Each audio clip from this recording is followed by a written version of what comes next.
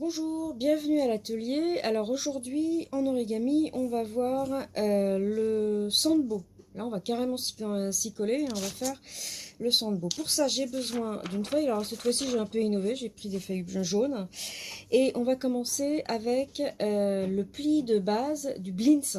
Vous vous souvenez, je fais mes deux diagonales. Une fois dans un sens, hop, l'autre dans l'autre.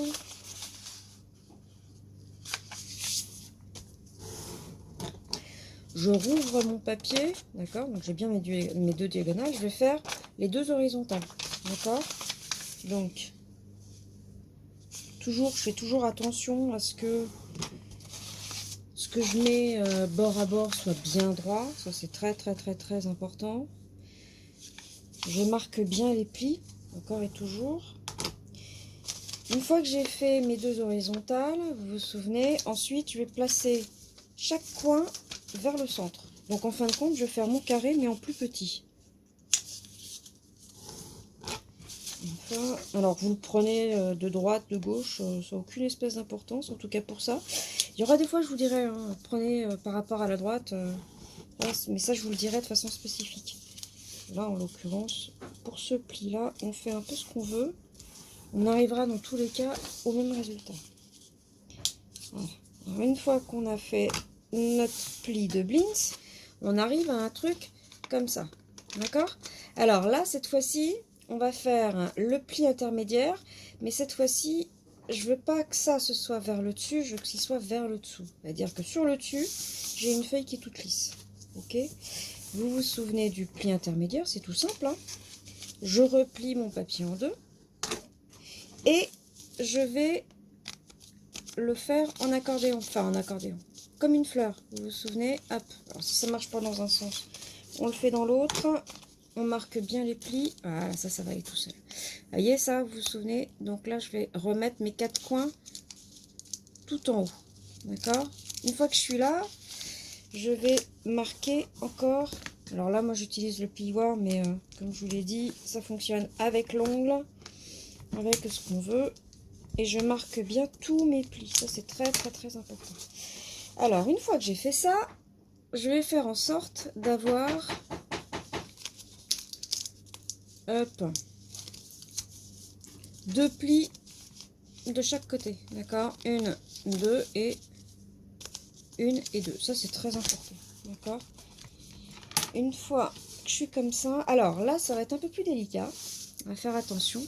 Il va falloir aller chercher, ouvrir ce qu'il y a à l'intérieur, vous voyez, là, voilà. Ça c'est très important. Donc pour ça, hop, alors naturellement il y a un truc que j'ai oublié de vous dire. C'est naturellement d'avoir les parties qui soient libres vers l'extérieur. Ok, ça c'est très important. Donc on recommence. J'ouvre d'un côté, il faut que j'ouvre également l'autre en même temps, hein, sinon ça ne marche pas. Et ensuite je vais basculer ma pointe vers le bas.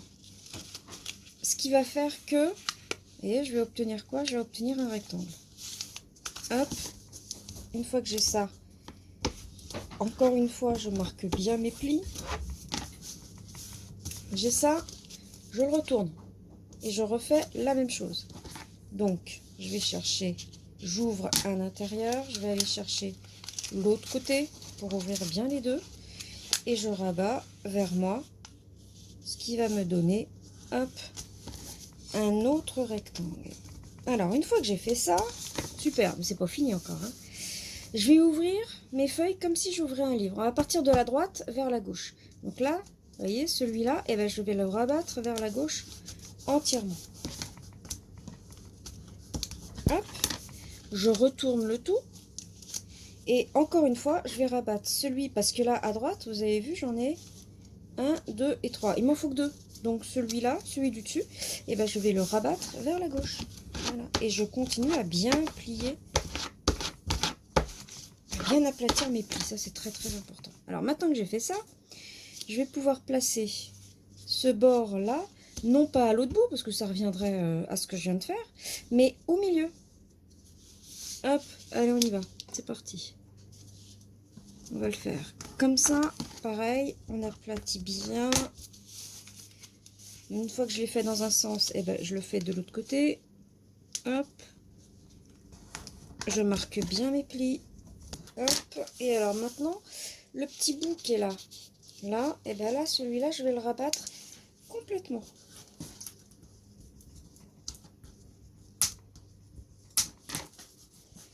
Ça, une fois que j'ai fait ça, hop, je retourne et ben je refais exactement la même chose. Il y a beaucoup de symétrie hein, dans l'origami. Ce que vous faites d'un côté, vous le faites généralement de l'autre. Donc une fois, ça vous permet également de vous entraîner. Par la même occasion. Je l'ai fait d'un côté, je le refais de l'autre côté. Une fois que j'ai fait ça, eh ben, je redescends le tout. Ce qui va me donner ça. Alors, ouais, c'est bien, mais il est où le truc? Ah bah, il suffit d'ouvrir. Je prends la petite languette, vous savez, celle que j'ai baissée tout à l'heure. Et celle-ci, et j'ouvre. Alors, j'ouvre pas comme une... hein, on y va cool, on y va doucement, parce que sinon je vais tout déchirer.